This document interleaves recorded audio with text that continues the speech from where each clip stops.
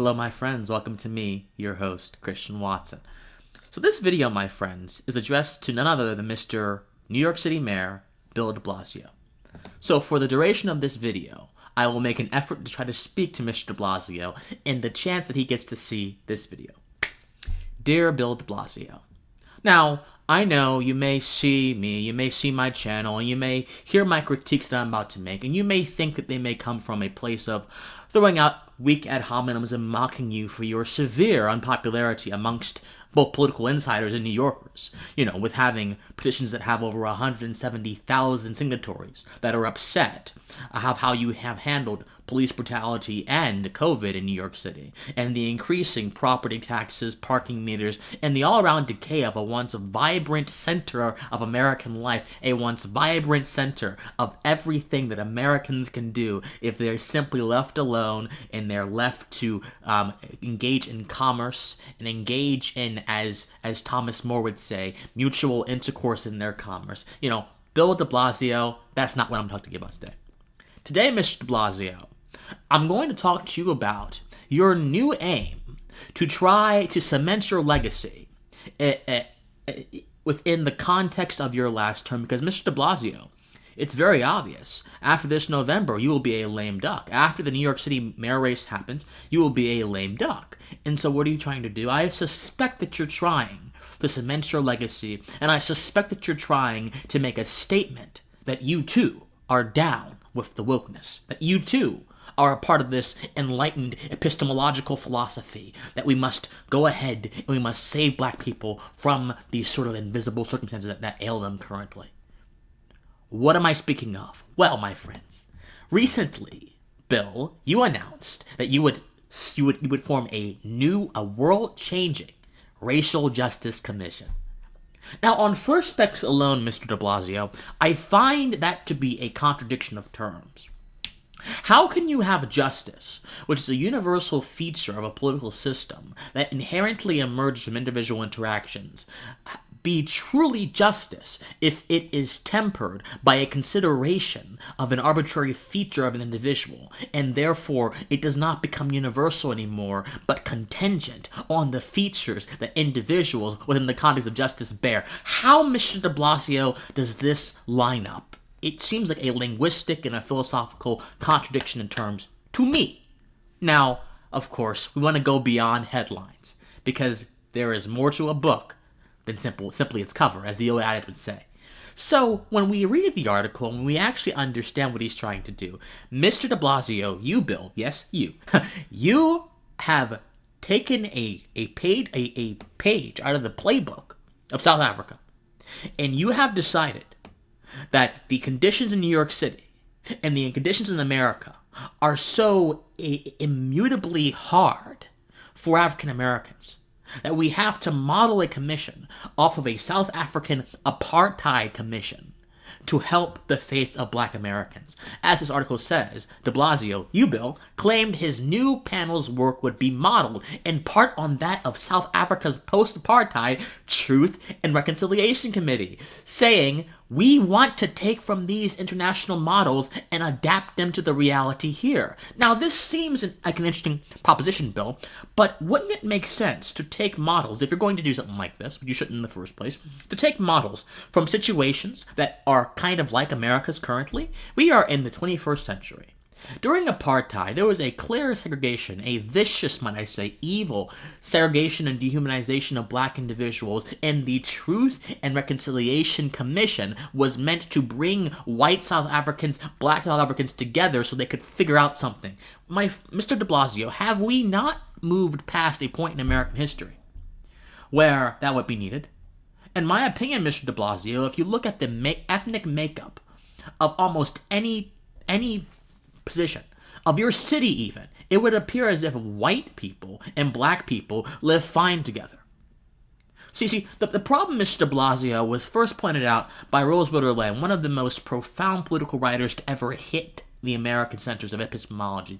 She is credited unofficially, with writing Little House on the Prairie, which is a beautiful American story about resilience and grit and family values.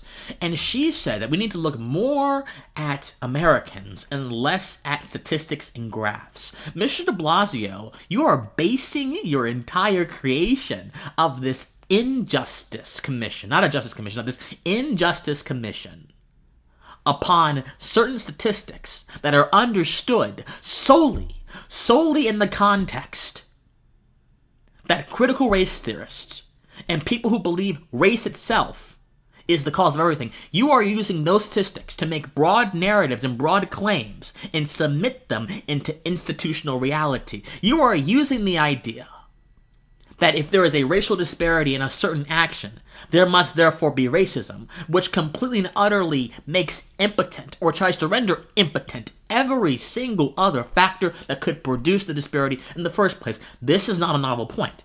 This is not a novel point. I'm sure many of my followers, Mr. De Blasio, have used this point in many of the discussions. But the novel point is this, Mr. De Blasio.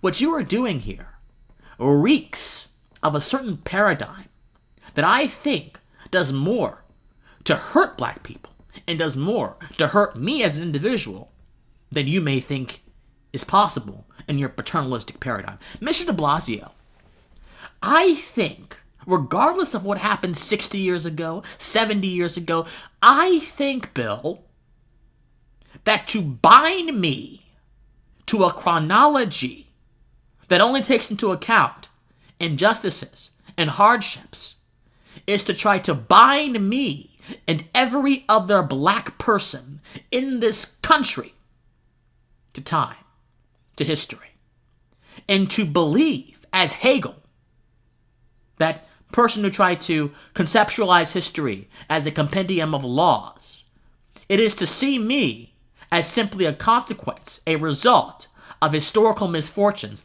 that are currently happening right now. Let me break this down for you, Bill, because I understand from your performances in the Democratic debate that you're not very adept at understanding arguments that do not go that go beyond talking points. So let me break this down for you, Bill.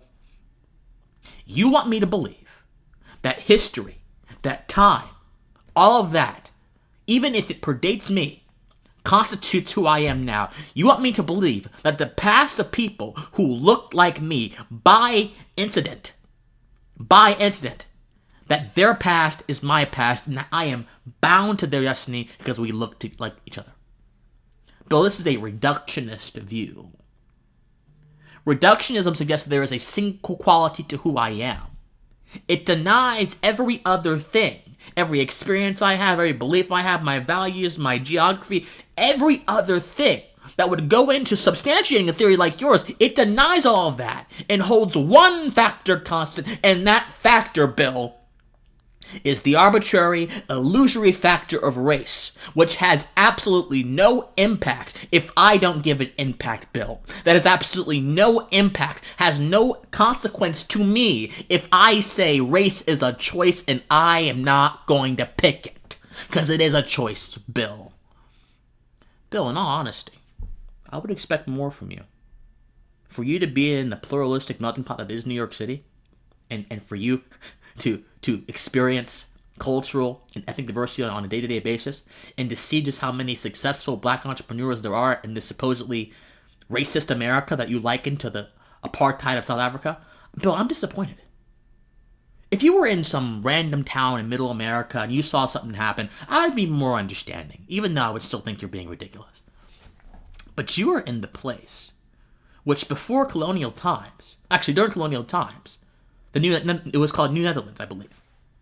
And there were 16 different ethnicities, from Jewish people to Native Americans in the 1600s, in the same place which now stands New York City. This is a place that was brimming with cultural pluralism under the auspices of mutual respect for a very long time, Bill. Don't you know your history, Bill? Oh, you know history. But you believe history to be a deterministic force. See, Bill, what the most disgusting part of your plan is that it tries to strip me of agency.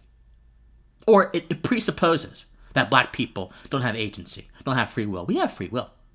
We have the ability to act and to do things and the capacity of rationality, which helps us inform that engine of free will. But if I am to believe this idea of racial justice, all the agency that I have is limited by institutional oppression, Bill. All the agency that I ever could have is currently impaired, incapacitated by racial injustices. And if you're likening us to apartheid, this is certainly true in your paradigm. But Bill, this is a prima facie falsehood. You cannot make a serious argument, moral, statistical, or philosophical, that black people right now are suspended in a state that is likened to apartheid. You cannot make a single argument, Bill, that stands up to logical scrutiny, that would argue that this black college student right now, who is speaking to you through a USB microphone that I got, that is, who is speaking to you through a webcam that I paid for with a job that I got, this poor college student, you cannot make an argument that he is racially oppressed. But I don't think you're in the business of making arguments, Bill. I think you're in the business of running through narratives. I think you're in the business, Bill, of trying to make yourself seem so very open to the enlightened left, to those throwers of false enlightenment. I think you're in the business, Bill, of trying to save face after a horrible few years at the helm of what was once one of the greatest cities in this republic. So, Bill, let me give you some advice. Stop with the logical wizardry. Stop playing word games. Understand that truth is constant. It reigns. It is king. And truth shows me. Reason shows me. Reason tells me that your attempt to establish this commission, which is predicated on a false idea of justice, which subsequently strips me of my agency and therefore commits fundamental injustice, reason tells me that your efforts here are invalid, unethical, and impotent. So, Bill, it is my hope that through this video you will realize just how much of a mistake you have made, and you will instead apologize to the citizens of New York for trying to play rhetorical games on their dime, on their livelihood. Because if you don't, Bill, then I think it is you who is the sower of injustice, and no one else. Think on it, Bill. As always, my friends, I love you. Bill's gone. I love you. And if you like my work, please be sure to donate to my Patreon, patreon.com/PhilCWatson. But as always, my friends, I love you, and please stay pensive. Bye-bye.